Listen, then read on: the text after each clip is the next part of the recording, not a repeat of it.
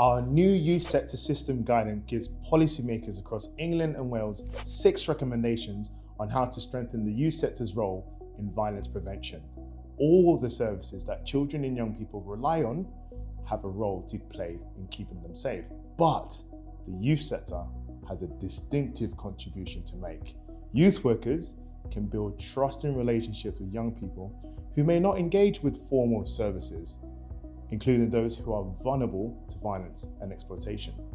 But right now, the youth sector faces major challenges. Funding is fragmented and insecure. Some areas have much weaker youth provision than others, and youth workers are not always properly included in systems designed to safeguard vulnerable children and young people. That's why our new youth sector systems guidance sets out 6 evidence-based recommendations for policymakers in England and Wales. The recommendations fall into 3 themes. First, we call for the youth sector funding to be reformed so that areas with higher levels of need have the resources to provide stronger support.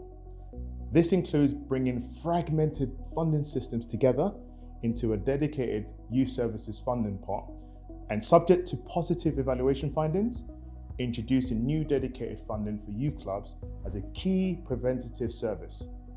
Second, we recommend shaping the rollout of existing government commitments so they better support young people vulnerable to violence. This means using the Better Youth Spaces Fund to open new youth clubs where provision is weakest and vulnerability is highest, and ensuring Young Futures hubs are grounded in the best available evidence on what works. Third, we recommend strengthening youth workers' role in safeguarding. Training reforms should equip youth workers to respond to the overlapping forms of violence they encounter, including violence against women and girls, and to work effectively with partner agencies. Statutory safeguarding guidance should also be updated so that youth workers are recognized as a key partner throughout multi-agency responses to harm outside the home.